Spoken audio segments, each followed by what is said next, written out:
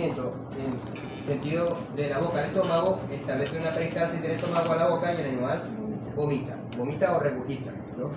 Hay que diferenciar lo que es el vómito de la regurgitación. No, no es lo mismo. El vómito es cuando ya está procesado. Y por regurgitación es inmediatamente de comer, o sea que el animal come y lo devuelve, puede ser producto inclusive de que el alimento ni siquiera ha llegado al estómago, ocurre la regurgitación.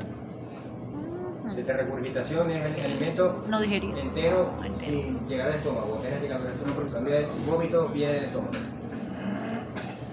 Generalmente el alimento no se devuelve al esófago, ¿verdad? Porque está el cardia. ¿Cardia qué se llama? Sí. En el cardia hay un esfínter.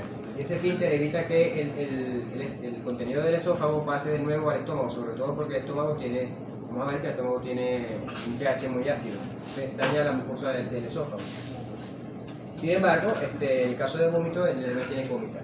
Pero hay una especie en la cual el cardia tiene un esfínter que en un solo sentido no puede vomitar, ¿verdad? Caballo. Que es el caballo. ¿Cómo se llama el caballo? La corbata suiza.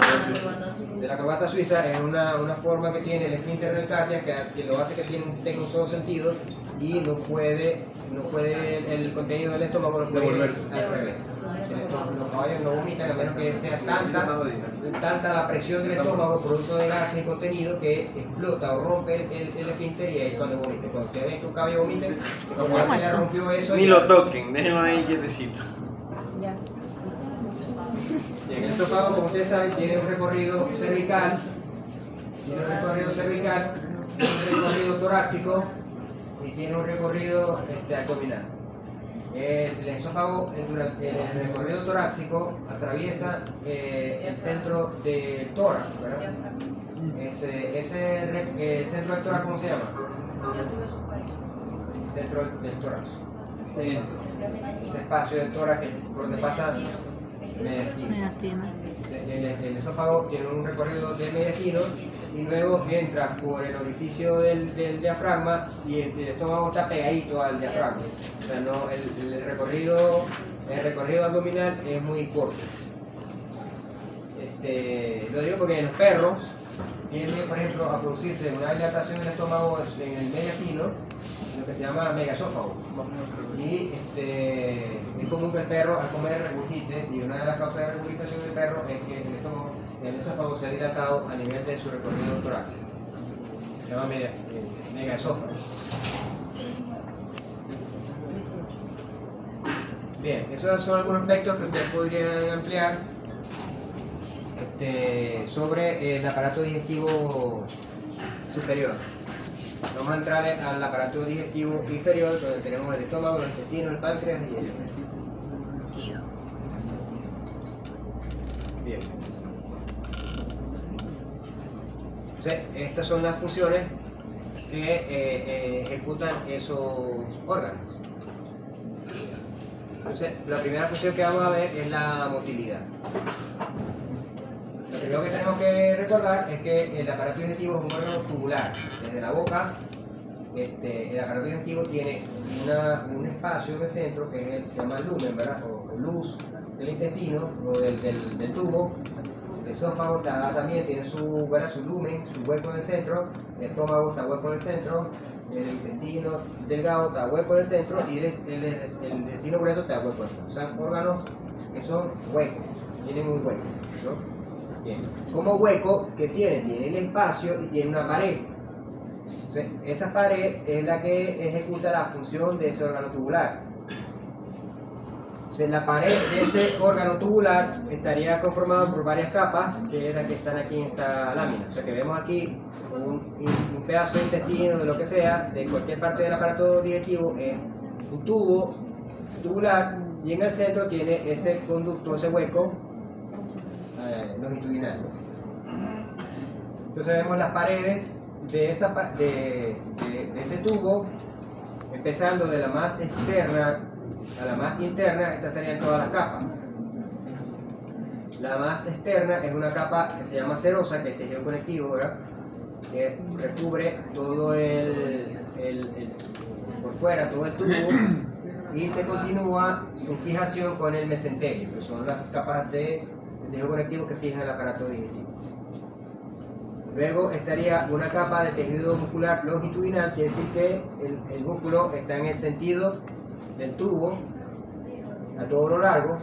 Luego estaría un plexo o el plexo mientérico, que es tejido nervioso. Vamos a hablar del tejido, el plexo nervioso mientérico.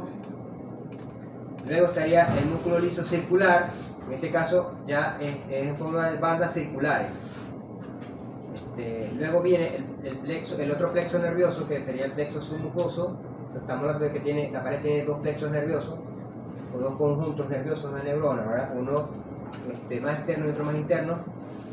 Luego viene una capa muscular de la mucosa, que se encarga de mover apenas la parte del epitelio, y después estaría la mucosa o epitelio del tubo. Se llama mucosa porque entre el epitelio están ubicadas las glándulas estas que producen moco. ¿Cómo se llaman las glándulas que producen moco? ¿Se acuerdan? Las glándulas que producen moco. Caliciforme. La caliciforme. Células caliciformes son las que producen todos los epitelios que tienen contacto con el exterior, con los pelos respiratorios, y él tiene esas glándulas, esas células que producen moco, que se llaman células caliciformes. Caliciforme, tiene forma de cáliz. ¿De cáliz? Sónica. Esas ahí. Ok, por eso entonces al epitelio del aparato digestivo se le llama mucosa. Entonces, cuando hablan de la mucosa intestinal, están hablando del epitelio intestinal, que se llama mucosa porque produce moco. Entonces, serosa, capa muscular longitudinal, plexo mientérico, ¿no? La capa muscular circular, plexo submucoso, la muscular de la submucosa, la muscular de la submucosa y la mucosa. Bien, esos plexos nerviosos que están ahí, que dijimos que tienen dos capas, una mientérico y otro submucoso, esas capas son neuronas, igual son tejido nervioso, pero resulta que ese sistema nervioso está desconectado del sistema nervioso normal, es autónomo. Entonces ese sistema nervioso que no está conectado con el sistema nervioso central se denomina sistema nervioso entérico, con las siglas SNE. Quiere decir que es un sistema nervioso autónomo del aparato digestivo y no tiene ningún contacto directo con el sistema nervioso central. El sistema nervioso central lo que hace es que lo puede controlar, lo modula, pero más no estimula los movimientos. Sí, tanto es así que una persona que esté, o un animal que esté, por ejemplo, anestesiado, que tenga totalmente bloqueado el sistema nervioso central, el aparato digestivo funciona, ¿verdad? Las personas que dicen que tienen muerte cerebral, ¿verdad? O está en estado vegetal, no tiene actividad nerviosa en el cerebro, pero el aparato digestivo funciona. Ustedes le dan alimento y el alimento es capaz de recorrer el aparato digestivo, quiere decir que ese sistema nervioso está funcionando. Entonces ese sistema nervioso está aislado del sistema nervioso normal y se llama sistema nervioso entérico. Está desenchufado. Entonces el sistema nervioso central y algunos órganos pueden modular la función del aparato digestivo a través de hormonas o a través de neurotransmisores, pero no actúan o no son los que estimulan la actividad motora del intestino, sino que el mismito se autorregula. Y aparte también tiene sus propias hormonas, sus propias sustancias que se autorregulan, o sea que él se regula solito.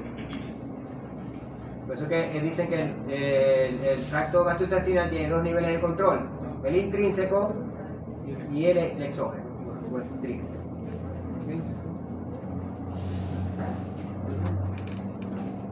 Entonces ese sistema nervioso entérico, que es el que está desconectado del sistema nervioso central, también se conoce como un tercer sistema autónomo. Entonces tenemos el sistema nervioso autónomo el sistema nervioso central del motor, ¿verdad? El sistema nervioso autónomo, y ahora tenemos el sistema nervioso entérico. Hay otro que es así automático, ¿cuál es? El corazón. El del corazón, ¿verdad? Más que vamos a hacer uno para acá. Claro. Sí. El del corazón también Yo lo tiene pensé, una. Acuérdense que el seno auriculo ventricular, el atrio Funcionan ventricular son sistemas nerviosos que no son neuronas propiamente, pero son sistemas de comunicación nerviosa que es automática también. No tiene conexión con él. El corazón late solo. El corazón late, sí. Nadie le dice que lata. Sí, que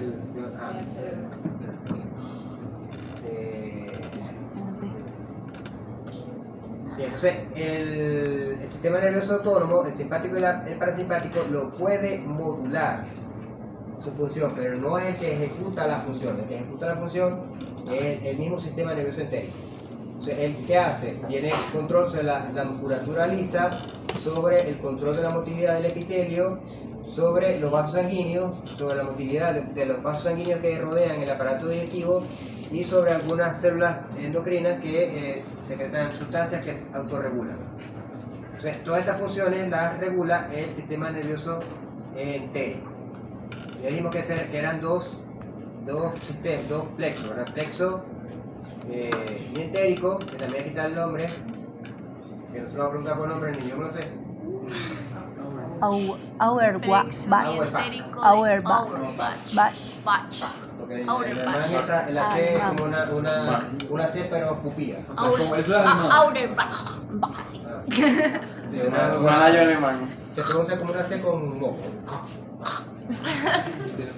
Y el plexo submucoso también tiene su nombre, que es de Mason.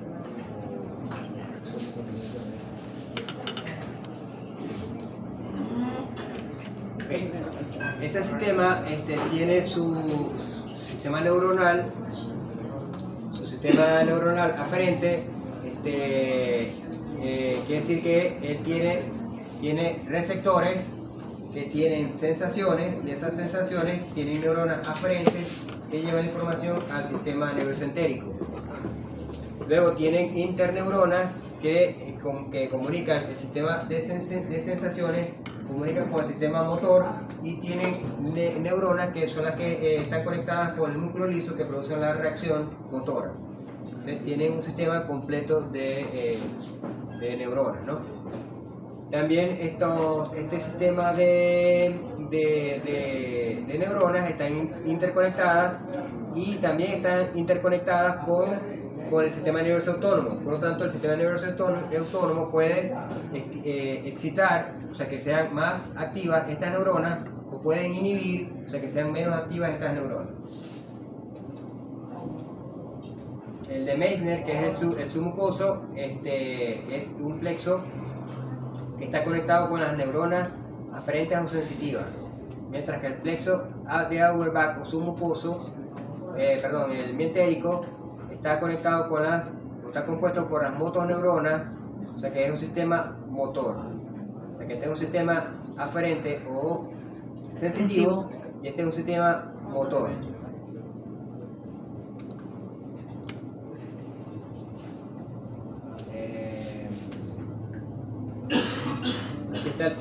Aquí estaría el plexo mientérico.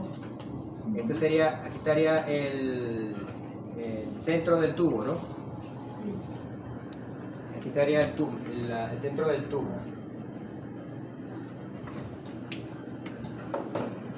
Este sería el epitelio. Y este epitelio, después vendría la mucosa, quiere decir que que está aquí, estas neuronas corresponden al plexo submucoso. Luego estaría las capas musculares, y aquí estaría la otra capa de neuronas, que sería el plexo mientérico. Entonces, ¿qué estamos viendo aquí? Que el plexo submucoso tiene receptores en la mucosa que se entera de lo que hay aquí adentro, de forma química y en forma mecánica. Y se interconectan con el plexo mientérico para que el plexo mientérico ejecute las acciones motoras, ¿no? Bien, ahora también vemos aquí que hay unas neuronas que vienen del simpático y del parasimpático, que hacen unas interconexiones para modular ese movimiento. El movimiento del intestino puede ser mayor o menor dependiendo de qué neuronas están activadas, ¿no? Por ejemplo, ya ustedes saben que el parasimpático es lo que se dice descansa y ¿cómo es? Digiere y duerme, ¿no? Digiere y descansa. El parasimpático es el encargado entonces de la digestión. Cuando después que se come, que el sistema autónomo que está aumentando el ambiente para la digestión es el parasimpático. Y por el contrario, el simpático bloquea o se activa cuando no hay el proceso digestivo. Bien. Entonces, en este caso, el parasimpático, al activarse, hace que esta motilidad o esta excitación sea mayor y por lo tanto haya más motilidad intestinal, mientras que el simpático disminuye la motilidad intestinal. Por eso que la pregunta que decía si le ponía un parasimpático lítico, ¿qué ocurría? La pregunta del examen. Si yo le pongo un parasimpático lítico, ¿qué hago? Elimino la función del parasimpático y si la función del parasimpático es aumentar la motilidad, elimino el parasimpático, disminuye la motilidad. Si el parasimpático lítico lo que hace es que disminuye la motilidad, que eso es ¿cómo se llama? La pastilla esa que le da a la gente cuando le da diarrea. ¿Cómo se llama?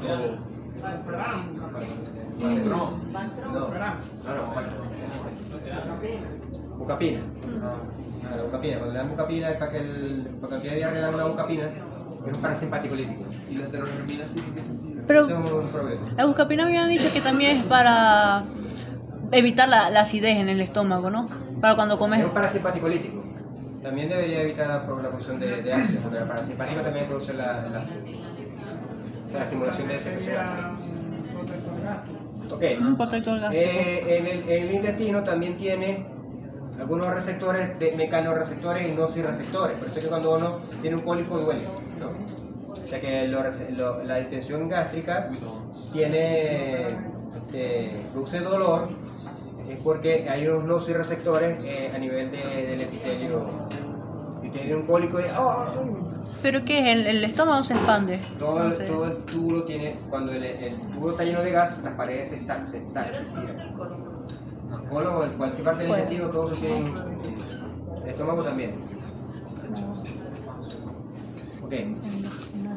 Estas son las sustancias que produce el aparato digestivo que para su autorregulación son hormonas. O sea, una hormona una sustancia que produce un órgano para regular otro órgano. En este caso, el estómago está produciendo esta hormona que se llama gastrina y la acción de esta gastrina es ir al mismo estómago y producir todas estas sustancias. La secretina estimula la secreción de agua y carbonato del bulbo pancreático. O sea que el intestino delgado, cuando recibe alimento, dice: hey, necesito que el páncreas me secrete su contenido para digerir el alimento. Entonces secreta esta hormona que por la sangre llega al páncreas, hace que se libere las sustancias necesarias para la digestión.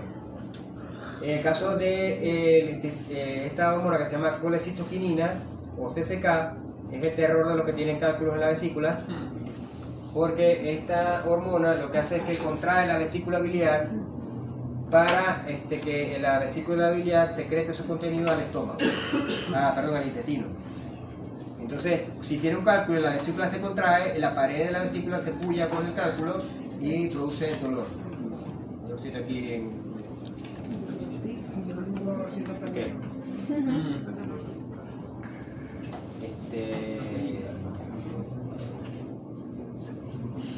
Bien, entonces eso es la pared. Ahora, ¿cómo funciona esa pared en cuanto a la motilidad? El intestino tiene esas capas musculares, se encargan de ir movilizando ese bolo alimenticio, que vamos a ver que va cambiando de nombre, para que vaya entrando en contacto con las paredes del intestino, que las paredes del intestino son las que van a producir la absorción de los nutrientes. Entonces, el alimento tiene que ir viajando por el tubo hasta que se absorben todos los nutrientes, ¿no? Entonces, esa motilidad la tiene que dar son la motilidad de las paredes del intestino. Entonces, por lo tanto, la función de la motilidad intestinal es el transporte de ese bolo alimenticio a todo lo largo del tubo. También se produce que esa mezcla del alimento con los fluidos de las glándulas. La digestión tiene que ver mucho con los productos que se secretan en las glándulas, sobre todo del hígado y del páncreas. O sea, ese contenido se tiene que mezclar con la secreción del hígado y del páncreas, y de eso también se encarga la motilidad intestinal. Y al final de la eliminación de los subproductos de toda la digestión, aparte de la secreción que es en el colon hasta el recto. Bien, esta motilidad intestinal tiene dos patrones. Un patrón que se llama propulsivo, que quiere decir propulsivo. Que impulsa. Que es propulsivo. Impulsa. Propulsión. Que lo Propulsa, expulsa. lo va empujando. O sea, el movimiento que va propulsivo que lo va empujando el bolo alimenticio. Son movimientos peristálticos. Y el no propulsivo obviamente no lo empuja, sino que el movimiento se queda ahí como haciendo una mezcla del contenido. Es más que todo como si apretara, algo así, ¿no? Sí, entonces el propulsivo va apretandito hasta llegar. Entonces, dos patrones, el propulsivo y el no propulsivo. ¿Cuáles son los patrones? Nelson, ¿cuáles son los patrones? Entonces él es uno que no contesta en el examen. ¿Cuáles son los propulsivos? ¿Cuáles son los patrones? Propulsivo y no propulsivo. Los patrones de la motilidad intestinal se llama. Profe. Sí, Me imagino que el propulsivo tiene que ser el músculo longitudinal. los dos funcionan, ya vamos a ver cómo. ¿Qué? Que se llama patrones de la motilidad intestinal. Patrones de la motilidad intestinal, que lo pregunto en el examen y nadie lo responde. Ujú. Tan fácil que es decir, patrón propulsivo, No, eso no lo responde. Patrón propulsivo y patrón no propulsivo. Ok. Bien, para entender los patrones de movimiento hay que entender la situación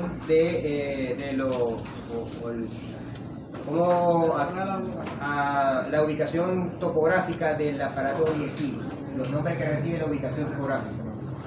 Cuando una sustancia se va moviendo de la boca al ano, ¿verdad? Se va moviendo de la boca al ano, se dice que esa sustancia o ese bolo tiene una tendencia, un patrón de movimiento aboral. Aboral, va de la boca al ano, ese movimiento es aboral. Si yo tengo algo estático en el intestino, la punta que mira hacia el recto, esa punta se llama el extremo aboral, ¿no? Aboral es el que mira hacia el ano, y oral es el que tiene el sentido o el movimiento o el extremo que mira hacia la boca. Como vomitar. Sí, o sea, si el movimiento, por ejemplo, si yo tengo aquí un bolo alimenticio,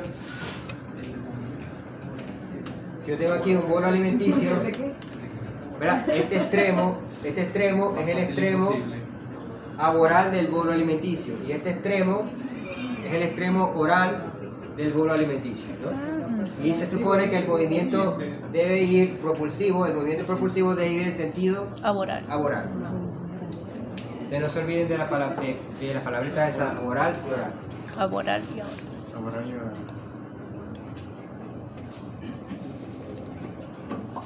Bien, entonces el movimiento propulsivo, su función es ir moviendo el bolo alimenticio en sentido aboral. Aboral. Entonces, ¿cómo se estimula el movimiento propulsivo? Porque el momento cuando llega el bolo alimenticio a un segmento del intestino, este bolo alimenticio hace que la pared intestinal donde está el bolo se distienda. Esta distensión del estómago es detectado por los mecanorreceptores. ¿Quiénes dan la... Eso. Esa distensión es detectada por mecanorreceptores, y los mecanorreceptores son sensitivos, ¿verdad? Que se conectan entonces con el cual, con el submucoso o con el mienteno. ¿Cuál dijimos que era sensitivo? ¿Cuál era motor? Ya veo que sale mal en ese caso. Entonces el submucoso es sensitivo y el mientérico es motor. Entonces estos receptores que están aquí en la mucosa que detectan la dilatación, que son mecanorreceptores, están conectados con el plexo submucoso que es sensitivo. O sea, el plexo submucoso detecta que hay una dilatación, que es decir, que ahí hay un bolo, que es lo que estimula el movimiento propulsivo. Cada segmento tiene una velocidad diferente de movimiento propulsivo. Hay segmentos donde es más lento y hay segmentos donde es más rápido. Cuando el intestino, el alimento sale del estómago, ese alimento tiene ácido. El estómago produce ácido y ese alimento que sale del estómago sale con mucho ácido. Esa contrapropulsión en ese momento es rápido, para que ese alimento que sale del estómago se mezcle rápidamente con el fluido pancreático y se neutralice el ácido. Luego, cuando llega al duodeno,